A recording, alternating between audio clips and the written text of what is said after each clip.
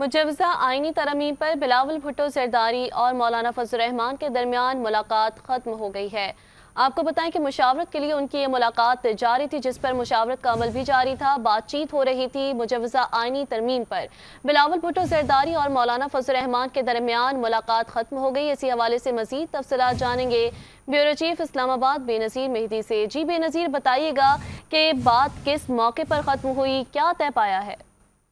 دیکھیں، جیسے کہ آج بھی ایک پارلیمنٹ میں ایک بیٹھک رہی، خصوصی کمیٹی رہی، اور یہ اس بات پہ سب کو آمادہ کیا جا رہا ہے، خاص طور پہ پاکستان پیپلز پارٹی کا اور بلاول بھٹو کا یہ اسٹینڈ ہے کہ جو ہے وہ تمام پارلیمنٹ پارٹیاں جو ہیں وہ اس مسودے پر جو ہیں وہ اتفاق کر لیں۔ اسی سلسلے میں آج بلاول جو تھے وہ مولانا فضل الرحمان کے گھر گئے اور انہوں نے کوشش کی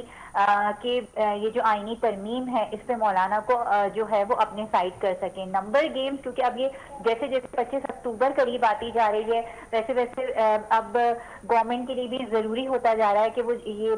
شنگھائی کانفرنس کے فوراً بعد جو ہے وہ پارلیمنٹ کا اجلاس بلائیں اور اس میں یہ ترمیم ٹیبل ہو، اور اس ترمیم کے ٹیبل ہونے سے پہلے پاکستان پیپلز پارٹی کو یہ ٹاسک دیا گیا ہے۔ ہم نے دیکھا ہے کہ حکومتی نمائندے، لیکن پاکستان پیپلز پارٹی مولانا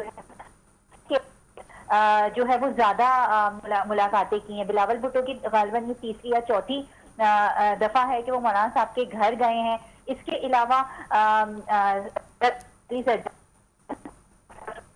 تو اب یہ کوشش کی جا رہی ہے کہ مولانا فضل الرحمان کو جو ہے وہ آئینی ترمیم کا مسودہ بھی پیش کیا پاکستان پیپلز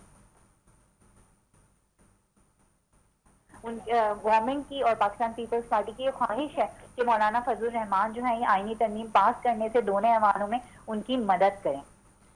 بے نظیر، یہ بتائیے گا کہ نمبر گیم پورے کرنے کے لیے حکومت کی جانب سے کوششیں تو کی جا رہی ہیں، لیکن مخالف پارٹی کی جانب سے یہ بات بھی سامنے آئی ہے کہ انہوں نے کہا ہے کہ ہم نے اپنے ایم این اے کو سائٹ پہ کر لیا ہے، کئی ایم این اے سائٹ پر ہو گئے، نمبر گیم پوری کرنے کی کوششیں تو ہو رہی ہیں لیکن اس حساب سے نمبرز پورے نہیں ہو سکتے۔ اس حوالے سے حکومت کا کیا لائحہ عمل مزید دیکھنے کو آئے گا؟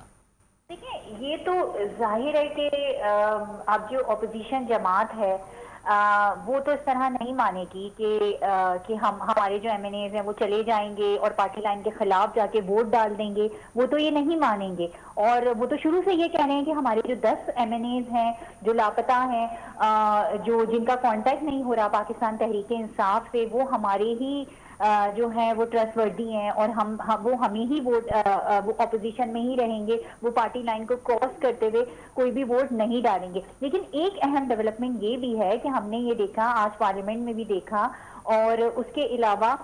ایک دو دن سے جو یہ جب سے یہ آئینی ترمیم کو دوبارہ ٹیبل کرنے کی بات ہو رہی ہے اور دوبارہ سے یہ بات سامنے آئی ہے، ایک یہ بھی بات دیکھنے میں آئی کہ اپوزیشن جماعت تحریک انصاف، جن کا اتنا سخت قسم کا سٹینڈ تھا، اس کو اپوز کر رہی تھی آئینی ترمیم، اب وہ بھی تھوڑی تھوڑی جو ہے اس طرف سے برف جو ہے وہ پگھلتی ہوئی نظر آ رہی ہے۔ مطلب ان کا اب اتنا ہارڈ سٹینڈ ہمیں نظر نہیں آ رہا۔ ظاہر ہے مخالفت تو وہ کریں گے، لیکن کیونکہ کل سے یہی کوشش کی جا رہی ہے، کل رانا ثناء اللہ کا بھی بار بار ایک بیان سامنے آتا رہا گورنمنٹ کی جانب سے کہ ہم یہ کوشش کر رہے ہیں کہ ہم اپوزیشن کو بھی اپنی پیج پہ لے کے آئیں، یہ جو آئینی ترمیم ہو رہی ہے ملک کے مفاد میں ہے، پارلیمنٹ کے مفاد میں ہے، کیونکہ ایک فیصلہ اگر پارلیمنٹ کی طرف سے آتا ہے تو پولیٹیشنز کا پورا کیریئر برباد ہو کے رہ جاتا ہے، اور سیاسی جماعت جو ہے وہ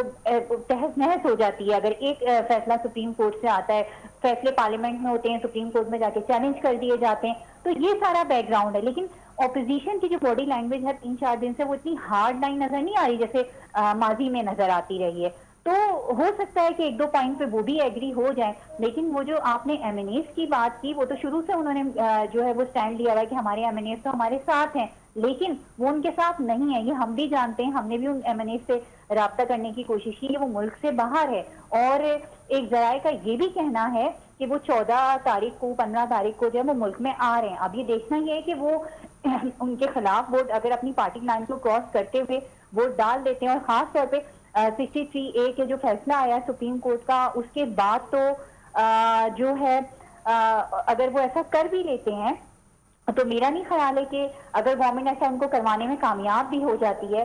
پھر اسی طرح ہوتا ہے ماضی میں بھی کہ اگر کوئی پارٹی لائن کو کراس کر کے 3-4 لوگ جو ہے وہ مل کے ووٹ ڈال دیتے ہیں تو بعد میں وہ جی پارلیمنٹ میں ایک جماعت بن جاتی ہے جسے ہیں یا ہم خیال گروپ کہہ دیتے ہیں، تو یہ تو آئینی اور قانونی گنجائش موجود ہے، لیکن ظاہر ہے اپوزیشن تو بالکل نہیں مانے گی اس بات کے لیے کہ ان کے ایم این ایز جو ہیں جی، بے نظیر تفصیلات سے آپ آگاہ کر رہی تھی، شکریہ۔